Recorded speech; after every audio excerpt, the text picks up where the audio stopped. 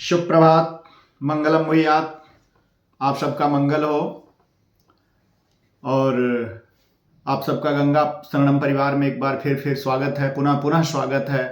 आप सबका बहुत बहुत कोटि सा धन्यवाद है, क्योंकि इससे पहले जब मैंने कुछ अंतराल के बाद आप सब लोगों से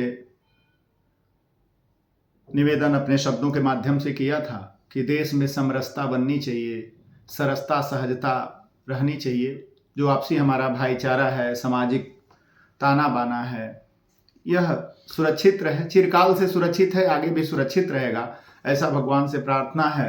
गंगा मैया सतयुग के प्रारंभ के बाद आई धरती पर, तब भी बहती थी, अब भी बहती हैं और बहुत सारे आने वाले अंतकाल तक निरंतर बहती रहेंगी। अनंत कालों तक उनका प्रवाह बहता रहेगा, चलता रहेगा। मानवीय छेड़छाड़ और मानवीय दुष्प्रवृत्तियों से गंगा कई बार कम या अधिकता का प्रवाह और प्रभाव कर लेती हैं, पर उनके वैदिक और दैहिक, दैविक, भौतिक, आधिदैविक त्रिविध तापों के समन में जो प्रभाव है वो कभी नष्ट नहीं हुआ, बना हुआ है, तब भी था, अब भी है। उसी तरह हमारी जो परंपरागत वैदिक कालीन परंपराएं हैं वे बनी हुई हैं। आजकल देश में एक विवाद है गोस्वामी तुलसीदास जी को लेकर। मैंने पिछला जो इससे पहले वीडियो आप सबको प्रस्तुत किया था, यह जानने के लिए ही, बताने के लिए ही कि विवाद का कारण क्या था।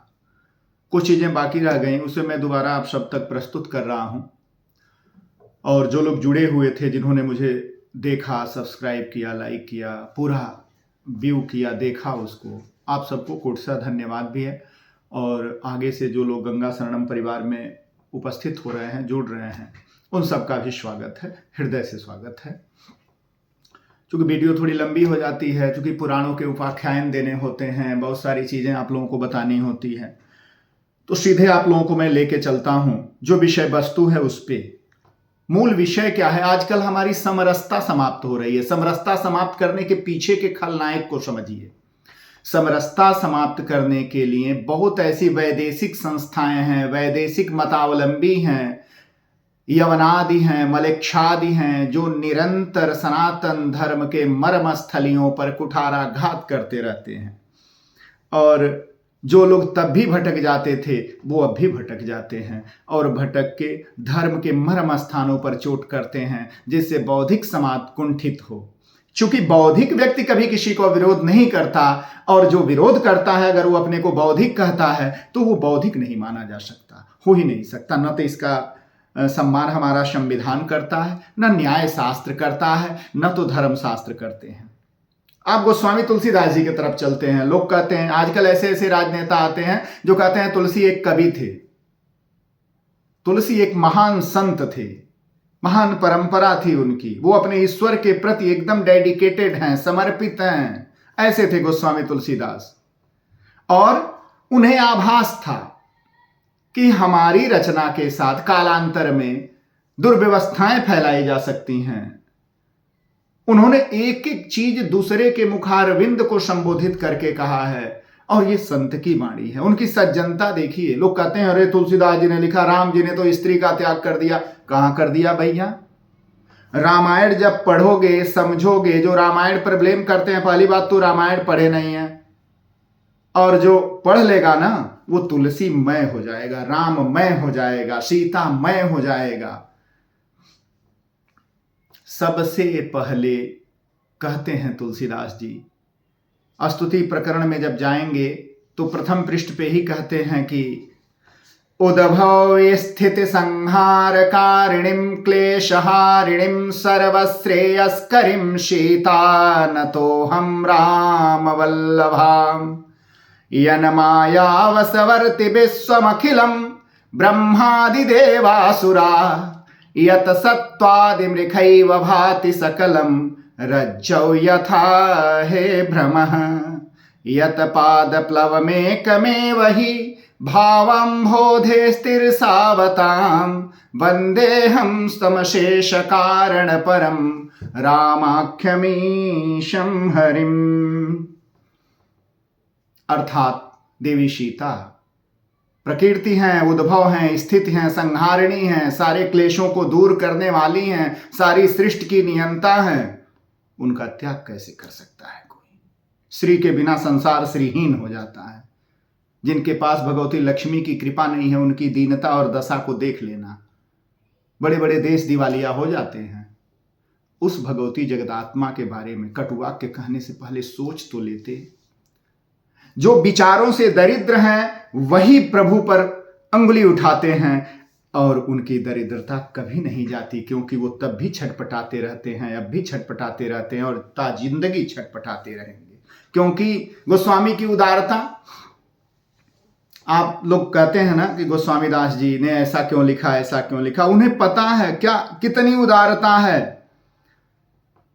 कहते हैं कि मैं उनको भी प्रणाम करता हूं। गोस्वामी की उदारता के बाद मैं आऊंगा जिस चौपाई को विवाद है उस पे।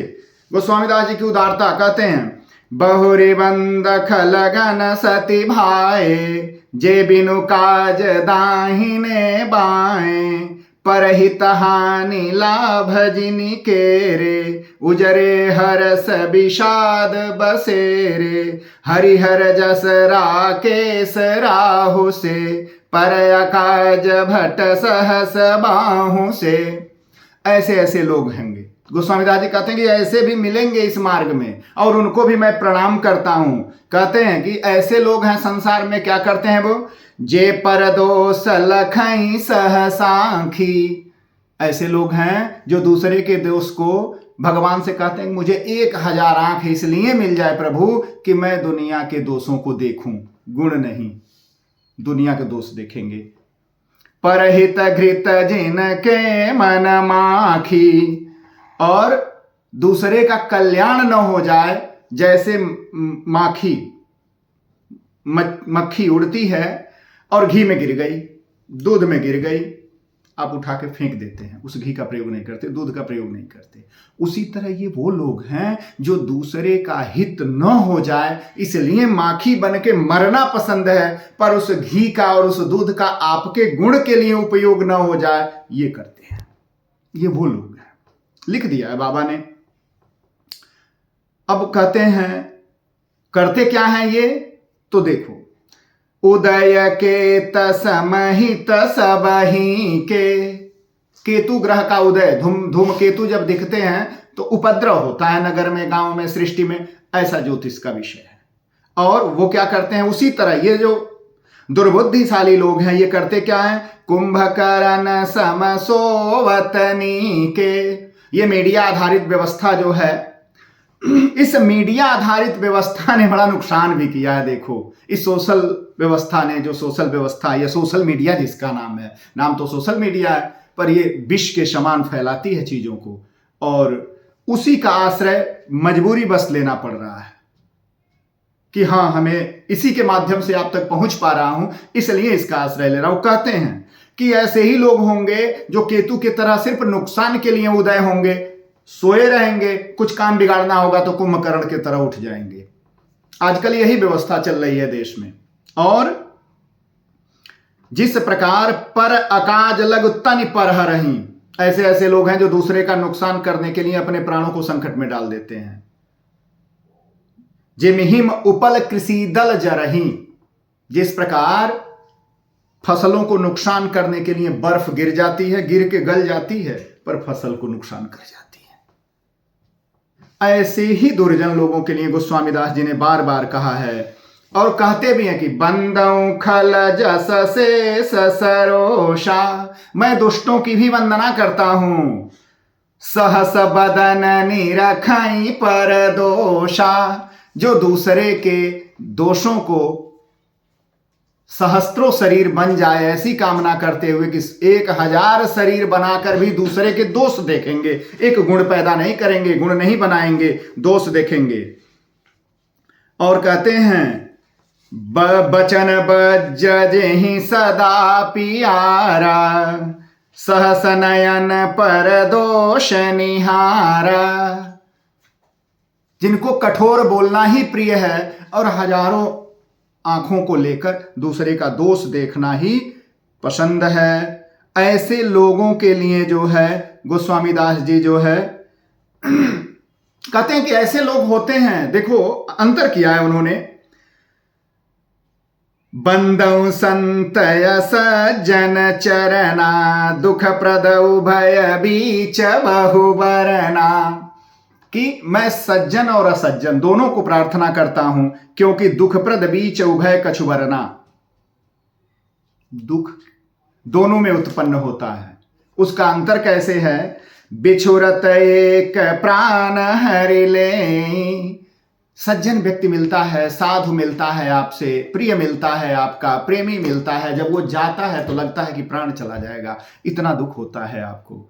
और मिलत एक दुख दारुण देही, और एक व्यक्ति मिलने जो आता है, अगर वो दुर्जन है, दुष्ट है, दुरात्मा है, दुर्बुद्धिशाली है, कुबुद्धि है, मंद बुद्धि है, वो मिलने आता है आपसे तो आपको भय होता है कि कोई नुकसान न कर दे, यार बड़ा दुष्ट है, तो भी दुख होता है, और एक जाता है तो भी दुख होता है। तो ये होता है सज्जन और असज्जन में। इसलिए जो है कभी भी मत सोचिए ऐसा, क्योंकि उन्होंने कहा कि भलो भला ही पै लहै लहै नीचाई नीच, जिसकी मनोवृत्ति नीच प्रवृत्ति की होगी वो नीचता ही करेगा, और जिसकी मस्तिष्क बुद्धि परमार्थ करने की होगी, भलाई करने की होगी, तो वो भलाई ही करेगा। सुधा सराही अमरता गरल सराही मीच। तो इस प्रकार जो है निरंतरता है गोस्वामी दास जी के वचनों में, बड़ी उदारता है। और उन्होंने कहा कि भाई ऐसा होगा, और मैं इन सबको प्रणाम करता हूं, इन सबको मैं बार बार प्रणाम करता हूं, क्योंकि ऐसे लोग भी आएंगे तभी तो हमारा महत्व रहेगा। मैं आप सबसे पुनः पुनः जो है यही कहना चाहता हूं कि गोस्वामी दास जी के इन रचनाओं में ईश्वर की वाणी है, उस ईश्वर की वाणी को स्वीकार करते हुए आगे बढ़े, क्योंकि हमारा समाज तो कभी टूटा ही नहीं था। कुछ लोग जो है विदेशी चंदा, विदेशी पैसे को खाकर और धर्म के मर्म स्थानों पर चोट कर रहे हैं, जिन्हें इस राष्ट्र को 1947 में विजन मिला हुआ है पीएफआई के तरफ से, जो लीक भी हो गया है पेपर, कि किस तरह हिंदुओं को जातियों में तोड़ के और इन्हें भिड़ाना है, इनके धार्मिक ग्रंथों को जलाना है, इनके धर्म ग्रंथों पर विवाद शुरू करना है, और इनको तोड़ ताड़ के हमें जो है इसे इस्लामिक राष्ट्र बनाना है, ऐसा मूवमेंट करना है। तो उनके ये विचार हैं, उनके ये पिट्ठू लोग हैं, तो इस पे नहीं जाना है। हम जैसे थे वैसे अपनी समरसता में चलना है हमें। रही बात अगर कहीं आपके मंदिर में कहीं एक प्रकार भी मन के अंदर किसी का भेद है, किसी प्रकार का है कि ढोल गंवार शूद्र पशु नारी बार बार क्यों आता है, पहली बात तो ये शब्द जो है ध्यान देंगे, ये शब्द समुद्र कह रहा है, गोस्वामी दास जी नहीं कह रहे हैं ना, भगवान का वाक्य है। क्योंकि प्रभु उदार हैं, महत्व देना है, 3 दिन से बैठे हुए हैं, समुद्र से मार्ग मांग रहे हैं। रावण भी यही कहता था, जो आज वाले कहते हैं कि अरे वो भगवान थे तो समुद्र से मार्ग क्यों मांग रहे थे, और रावण ने भी यही कहा कि अरे वो ईश्वर है, कहता है कि मैं ईश्वर हूं, राम है, योद्धा है, तो वो समुद्र से मांग रहा है, जड़ के सामने बैठा हुआ, जड़ बुद्धि का प्रयोग कर रहा है। समुद्र तो जड़ है, वो कैसे मार्ग देगा, ये रावण ने कहा था। और यही बात समुद्र पे लागू होती है। चूंकि रामायण में समुद्र थोड़ी देर के लिए आता है, पर वो एक खलनायक है, राम का मार्ग रोक के बैठा हुआ है, धर्म के मार्ग में बाधा बन रहा है, धर्म युद्ध के मार्ग में बाधा है और बैठा हुआ है। बस यही बात आती है वहां। और जब 3 दिन की प्रतीक्षा के बाद भगवान लक्ष्मण जी को बुलाते हैं और कहते हैं कि लक्ष्मण, विनय न मानत जलधि जड़ गए, 3 दिन बीत, बोले राम सकोप तब बिनु भय हो ही न प्रीति। कह देते हैं कि बिना भय के प्रीत नहीं होगी लक्ष्मण, मेरे धनुष बाण ले आओ। आज भी आप देखते हो बड़े बड़े देश, छोटे देश जब बदमाशी करते हैं तो बड़ा देश उनको धमकाता है, बल प्रयोग कर देता है। यूक्रेन को देख लो, रशिया को देख लो, अमेरिका को देख लो, ये सारे ऐसे बहुत सारे बातें मिल जाती हैं धमकाने वाली। चाइना ने अभी ताइवान को धमकाया था कुछ दिन पहले। ये परंपरा वैदिक काल से रही है, नया कुछ भी नहीं है। भगवान भी यही करते हैं। भगवान ने बाण चढ़ाया था, आज भी मिसाइलें तन जाती हैं, प्रक्षेपास्त्र तन जाते हैं। तो इन चीजों को जानना है। इसमें कुछ भी नया तो नहीं है। ऐसा तो नहीं है कि हम इस युग के हैं तो हमें हथियार चलाने आते हैं, वेपन्स चलाने आते हैं, और उस युग वालों को नहीं आते थे, वो हमसे उन्नत थे, उनको भी आते थे। हम आज वर्तमान में जी रहे हैं तो वर्तमान की सोच रहे हैं। इस संसार में सिर्फ भारतीय पुराण ऐसे हैं, भारतीय वेदांत ऐसे हैं, उपनिषद ऐसे हैं, शास्त्र ऐसे हैं जिन्होंने सजो के प्रमाणों के साथ रखा हुआ है, और बाकी किसी के पास प्रमाण नहीं है। वो हमारी चोरी करते हैं और प्रमाण देते हैं। हम तब भी उन्नत थे, आज भी उन्नत हैं, किसी से कुछ नहीं मांगते तो भी ठीक है। एक व्यक्ति सोच लेता है इस देश में कि हमें कुछ करना है, वो कर गुजरता है। उसी तरह जब हम सब सोचना शुरू करते हैं कुछ कर गुजरना है तो गुजर जाएंगे। भगवान ने जब अपने धनुष बाण मंगाते हैं और तैयारी करते हैं, कहते हैं, वो देखो कहता भी है भगवान जो है ईश्वर, कहते हैं ठाकुर जी क्या कहते हैं कि लक्ष्मण सठसन विनय कुटिलसन प्रीति सहज कृपणसन सुंदर नीति ममता रत सुनि ज्ञान कहानी अति लोभीशन बिरति बखानी कामी क्रोधी सनहरि कथा ऊसर बीज बये फल जाता। यही दशा है। भगवान कहते हैं कि ये मानने वाला है नहीं। भगवान ने बाण संधान कर दिया, और जब बाण संधान किया तो समुद्र में हलचल मचती है। मकर और झक गनया कुलाने जरत जंतु जल निधि जब जाने कनक थार भर मनि गण नाना विप्र रूपयाय तजिमाना। कहते हैं कि काटई पई कदरी फरई कोटि जतन कौसीच विनय न मान खगेश सुन डांटे पै नव नीच। यहां समुद्र नीच है, समुद्र को नीच कहा गया है, इसलिए प्रभु ने डांटा है। और डांटने के बाद नीच शब्द का अर्थ होता है धर्म का विरोध करना, न्याय का विरोध करना, नीति का विरोध करना, स्वच्छता का विरोध करना, अच्छी व्यवस्था का विरोध करना, स्वयं को उस व्यवस्था में शामिल न करते हुए अपने को व्यवस्था से अलग कर लेना, इन्हें नीच कहा गया। अब नीच शब्द का आप मान लें खुद ही कि नहीं नहीं मैं तो नीच हूं, मैं तो नीचा हूं। ऐसे कैसे नीचा मान लोगे यार? नहीं है ऐसा। जो लिखा गया है वो है।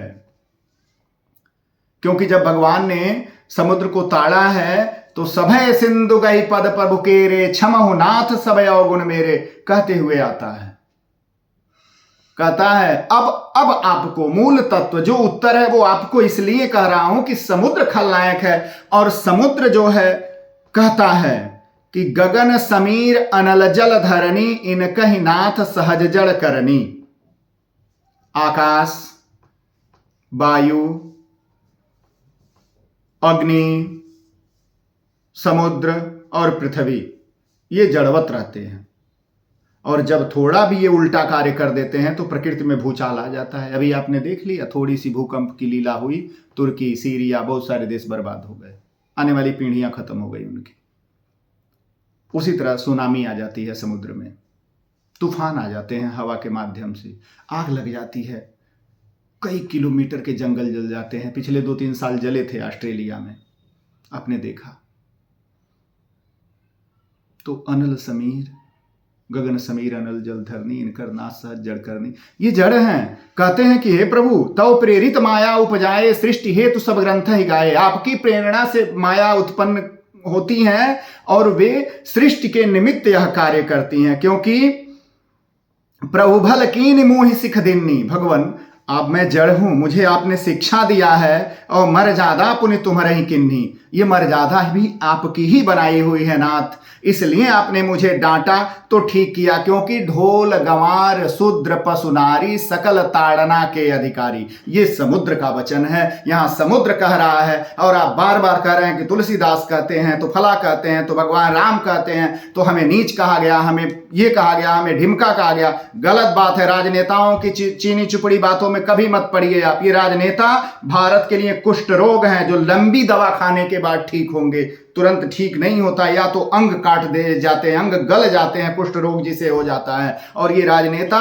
भौतिक संसाधनों पर इनकी बुरी दृष्टि होती है, और ये समाज के सबसे बड़े शत्रु हैं, चाहे वो किसी भी जात के राजनेता हों।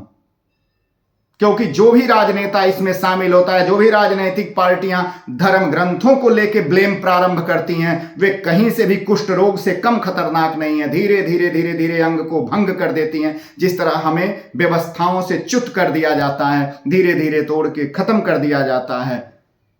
किसी राजनेता ने किसी जाति का स्पेशली जाके भला किया हो तो 1947 से लेकर और आज तक देख लिए किसी ने नहीं किया है। आप लोग कहते हैं कि ऐसे वैसे। दो लोग आए स्वतंत्रता आंदोलन में निरख के, दोनों बैरिस्टर थे। एक थे योगेंद्र मंडल और दूसरे थे डॉक्टर भीमराव अंबेडकर। अंबेडकर जी अच्छे विद्वान थे, नीति न्याय धर्म सबको जानते थे, मंडल भी जानते थे। मंडल ने अपने सभी अनुयायियों को कहा कि नहीं, हम कभी रह ही नहीं सकते भारत में, बंटवारा हो रहा है। मंडल ने जिन्ना के साथ बैठ के बंटवारे का प्रोग्राम बनवाया, अपने अनुयायियों से कहा कि भारत का बंटवारा होगा। बंटवारा भी हुआ, पाकिस्तान भी बना।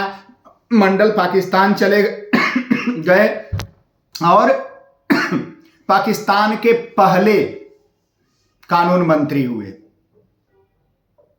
3 से 5 साल में पाकिस्तानियों ने उनकी ऐसी इज्जत उतारी, कहीं शरण नहीं मिला, कहीं ठिकाना नहीं मिला। भाग के वापस आना पड़ा उनको भारत। और भारत सरकार में उदारता थी। भारत सरकार ने उन्हें कलकत्ता में एक फ्लैट लेके दे दिया, एक मकान दे दिया और वहीं रहे, अपने किए पर पश्चाताप करते रहे और जीवन गुजार दिया। वहीं मर गए, किसी ने नाम नहीं लिया। कोई नाम नहीं लेता है जोगिंदर मंडल का, एक खलनायक के तौर पर उनका नाम लिया जाता है।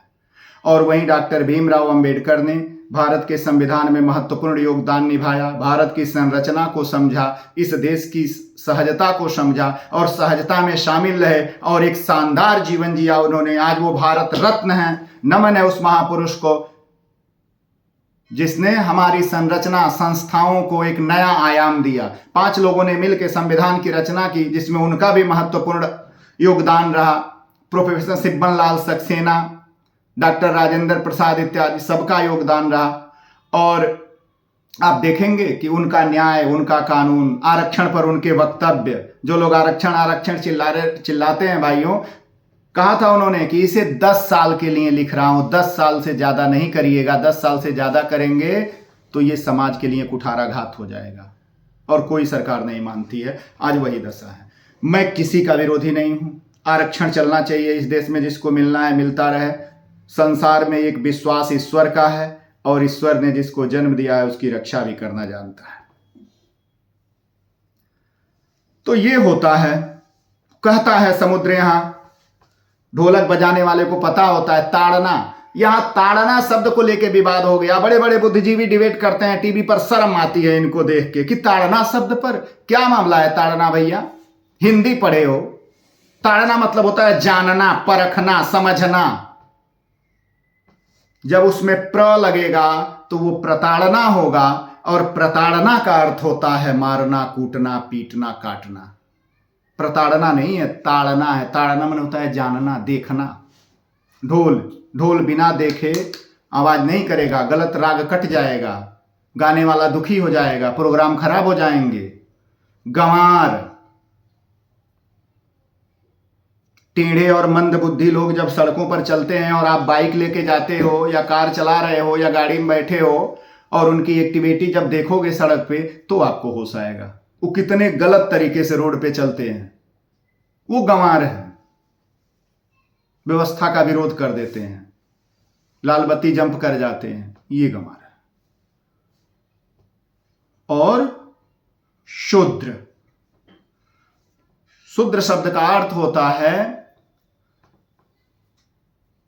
कर्म करते हुए नीच कर्म में प्रवृत्त हो जाना, कुटिलता करने वाला, विद्वेषण फैलाने वाला, हिंसा करने वाला, अच्छे कार्यों को रोक देने वाला, रेल की पटरियां उड़ा देने वाला, रोड में गड्ढा काट देने वाला, कांटे बिछाने वाला, छुप के हमला करने वाला, ये सब शूद्र में आते हैं। इनको शूद्र कहा गया है। पशु, पहले लोग बैल बधिया रखते थे, गाय रखते थे, भैंस रखते थे, आज भी रखते हैं। और जो रखते हैं उनसे पूछो, पशु ताड़े जाते हैं। 9 ताड़े जाएं तो आप गलत भैंस लेके आ जाएंगे, गलत गाय ले आएंगे, वो दूध नहीं देगी। ताड़ने से वो दूध ठीक देती है, पता लग जाता है कैसी है, किस नस्ल की है। और नारी,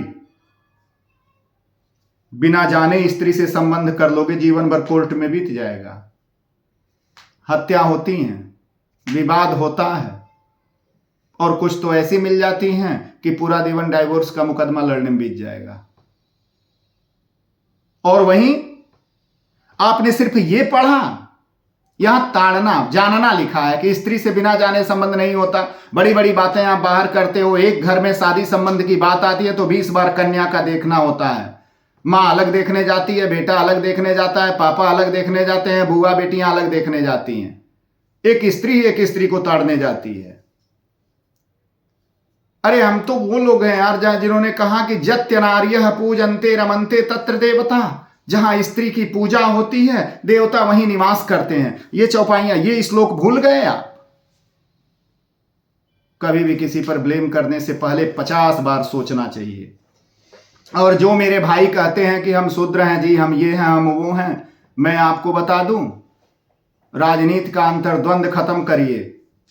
जो लोग कहते हैं कि हम ओबीसी हैं, हम पिछड़े हैं, कोई ओबीसी पिछड़ा नहीं है। सबके वंश में राजा हुए हैं, महाराजा हुए हैं, सबने राज किया है। भारत में 2 ही राज्य थे, चंद्रवंश और सूर्यवंश। 2 ही परंपराओं के क्षत्रिय हुए। चंद्रवंश में सारे यादव प्रभृति सभी आते हैं, और सूर्यवंश में जो आजकल राजपूत लिखते फिरते हैं, ये राजपूत शब्द है नहीं, मूलतः ये क्षत्रिय शब्द है, क्षत्रिय शब्द है। तो ये लोग छत्र धारण करने वाले, और लोग कहते हैं भारत की रीढ़ की हड्डी है धर्म की गंगा, और गंगा के तटों पर पुरोहित मिलते हैं। सब कोई गंगा में नहाने जाता है। कभी गंगा ने वर्ण व्यवस्था किया है? गंगा ने ऊंच नीच किया है? वहां जितने पुरोहित रहते हैं, आप उनको 2 रुपया दक्षिणा देते हैं, आपके लिए 2 मंत्र बोलता है, प्रार्थना करता है उस तीर्थ के देवता से, और आपको विदा कर देता है। कभी उस पुरोहित ने कभी आपकी बातों को तिरोहित नहीं किया, आपका सम्मान करता है जो उससे हो सकता है। हमारा संविधान सबके लिए कुछ न कुछ लेके खड़ा है, सबका सम्मान करता है, सहजता समानता पर आधारित है। तो इसलिए मित्रों, मैंने आप सबको ये बातें कही, और मैं गंगा शरणम परिवार से और समस्त जुड़े हुए मित्र मंडली से, आप सब से बार बार निवेदन करता हूं कि अपनी सहजता समरसता बनाए रखें, एक दूसरे के विचारों भावों का सम्मान करें, हमारी बातों से किसी को हर्ट ना हो, किसी को दुख ना हो, किसी को पीड़ा ना हो, ऐसी वाणी का समायोजन करें, व्यवस्था करें, और मिलजुल के इस देश की तरक्की में योगदान दें। धर्म की ध्वजा फहराती रहे, आप सबका कल्याण हो, मंगल हो, और आप लोग अधिक से अधिक जो है इसको देखेंगे।